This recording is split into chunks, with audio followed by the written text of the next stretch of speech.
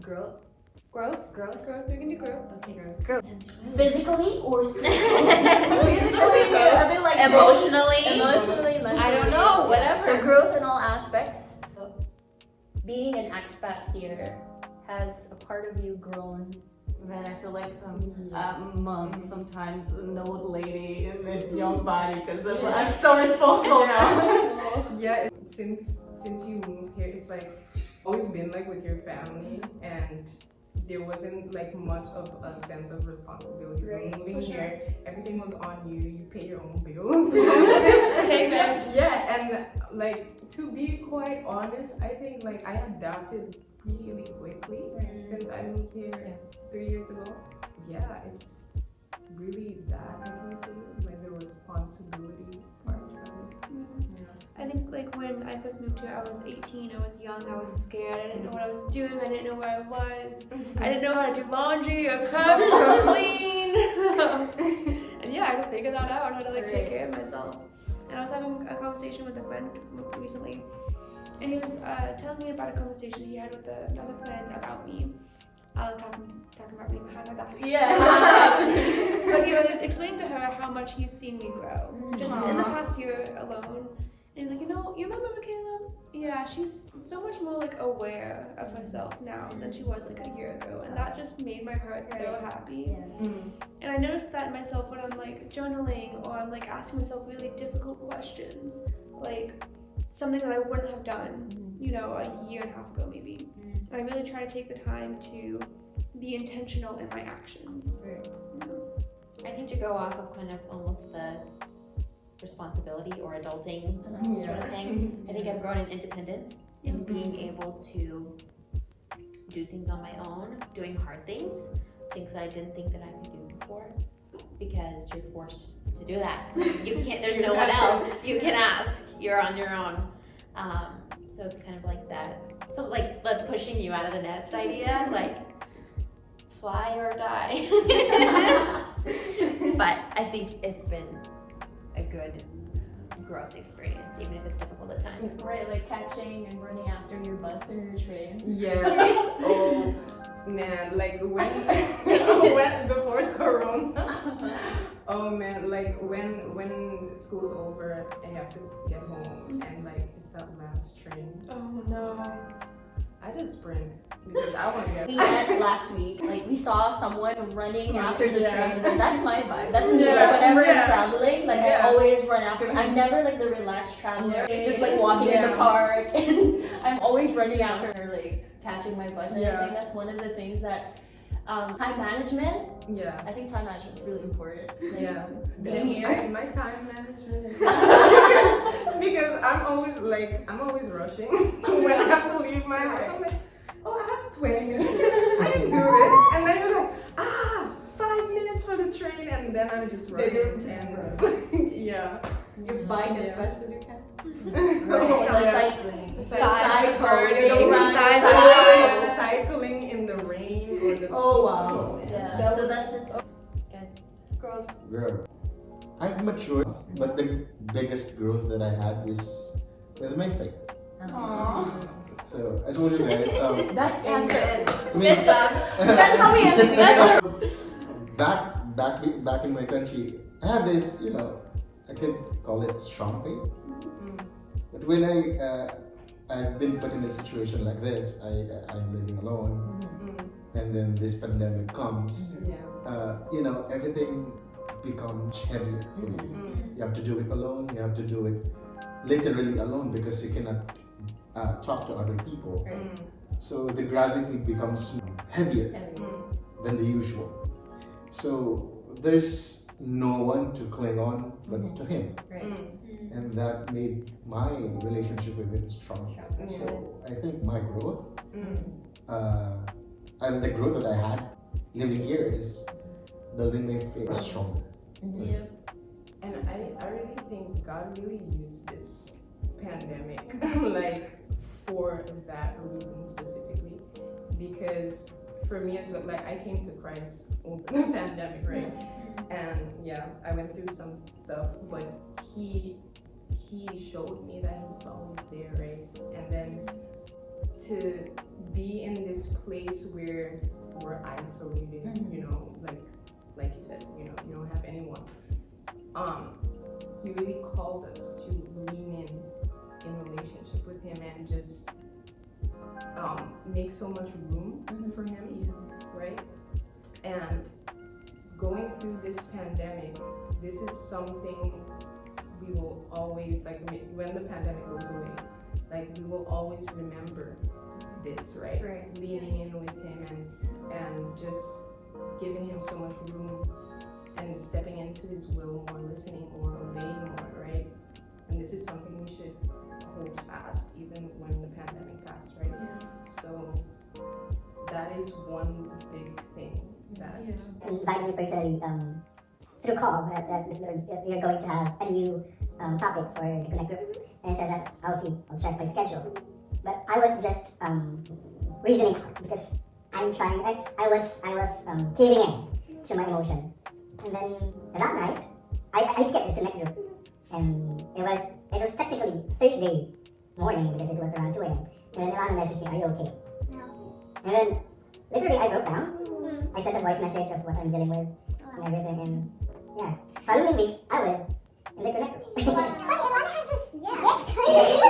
I have a story as well. I was going through a difficult time, and then she was always there, like asking, pop up. She would pop up with messages like, "How are you doing? Is there anything you want me to pray for you?"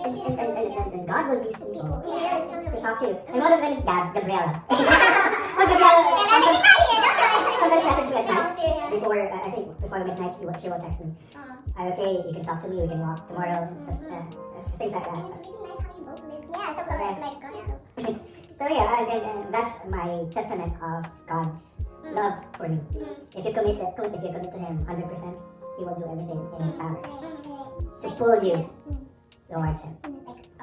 There was, when I was moving to The Hague, I remember there was a time I wasn't really coming to Connect group as much, and I wasn't watching the services on Sunday. So there was this, for a few weeks, I was feeling like this distance from God, right? And from God, right?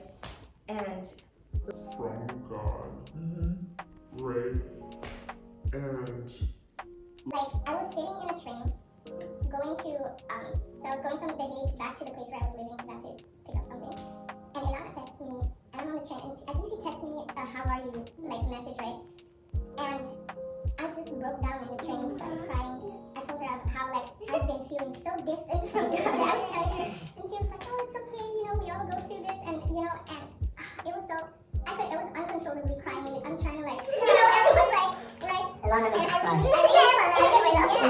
I really felt like the Holy Spirit in that train going. I was like crying because when I was texting, I told her I'm crying while I'm texting. Me too. I told her I was like there's tears in my eyes, and oh no. My voice was shaking. Yeah. Wait. So if Madeline's bladder is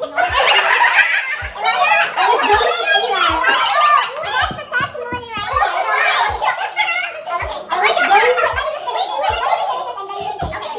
With Madeline's bladder anointed, Ilana's "how are you" messages are anointed as well. Okay. Okay, share your Just a story. brief explanation so you understand what we're talking about with my bladder.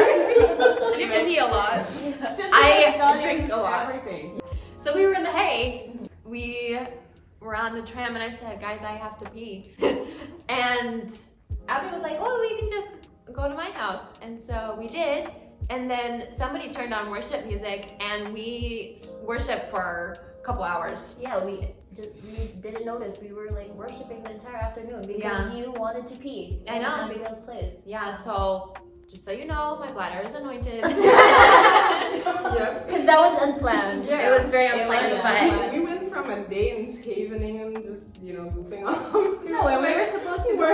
worshiping. Yeah, we were supposed to like stroll around the center. Yeah, we had plans, and then Yeah. God was like, Like, nope, nope, nope, you- Madeline, right now, You beep, had you had to to be pee. now. I needed to be. I think Guys, me and Michaela's are the oldest, I right? think we are the oldest. We're the oldest in the group. Yeah. Me and Michaela. Yeah, we're like, Oh, in the Connect group. Yeah. I was like, you're only 21. we're like pre-Ilana days. Yeah, pre-Ilana. Oh, We're little baby days. Oh, wow. Wow, so Ilana was Just remember, yeah. She was a member, and then she started co-leading, and this was when I was still in person. Yeah, and then we have to meet in Ruben's place. Ruben's place, and I remember watching her grow as a leader. I think I Yeah. told her recently. Oh, stop. Like, and I think I told her recently. This video is actually for Ilana. I don't have to watch this. The title of this video is like Dedicated to Ilana. Yeah, and I remember like telling, like recently I told her just how much I watched her grow through Christ. But I remember at the very beginning when they were co-leading, Yeah. and she would like look up to him and be like, kind of like, am I doing this right? Oh, Or like, you know, they were very like encouraging one after another. And he was like, Ilana, do you want to go ahead and introduce this message for us? Yeah. and she's very young. And she'd be like, hey, do you have a moment to check in with this person? Yeah. And see how they are. Yeah. And, you know, really using us as disciples for other people. Maybe not show up as often or It's really beautiful to see how God uses her. I know. Like it's wow. She's actually my first person, my first Like, friend also, like yeah. from Hillsong. Until now, we still have this good connection with each other. So it's really Ilana, this is for you. This is We really love good. Look back. I think this, like the whole pandemic situation, I think it's just, we're just gonna consider this as a formative stage. Like how we've grown so much, in not only in the spiritual aspect, but like in other aspects as well. Like with you, you've grown in your communication, right? Like with you like manage everything by yourself. You also your independence. Back in the Philippines, I do not consider myself as a domesticated person at all. You cannot leave me at home and like expect me to cook, and I don't know, I haven't even cooked for my own family. So I just learned everything I got here. So it's very amazing how God uses situations to like change you. There was one time that made me realize, wow, I'm like a completely different person here. I mean, why am I interested with these things here? And like I'm able to, I learned how to cook, I learned how to like to clean, like that. And I think that happened very quickly for you as well. Yeah, because I had no one there. Like, if I'm not gonna clean, I'm not gonna move my butt. Who else is gonna clean the house? Unfortunately, no one. I wish. Sometimes I pray like, God, please, can someone just do the dishes? Right. So like a whole month that I struggled, and I was like always crying. I was just like, oh, did I? But I think something else that I think Abby was saying, there's so much power in being alone. Yes. And I don't mean this in a bad way. I think that's what also this year has been teaching us. But even after the pandemic, we don't need a whole year of isolation, a whole world of isolation, just to take a moment alone to hear from God. And if I could give any advice for people, for my friends that do not take this time, being alone is so precious. It's just like where you learn who you are, and the more you give yourself to God, the more you find out who you are. And the more you give yourself to God, the more you find out who you are. And the more you give yourself to God, the more you find out who you are.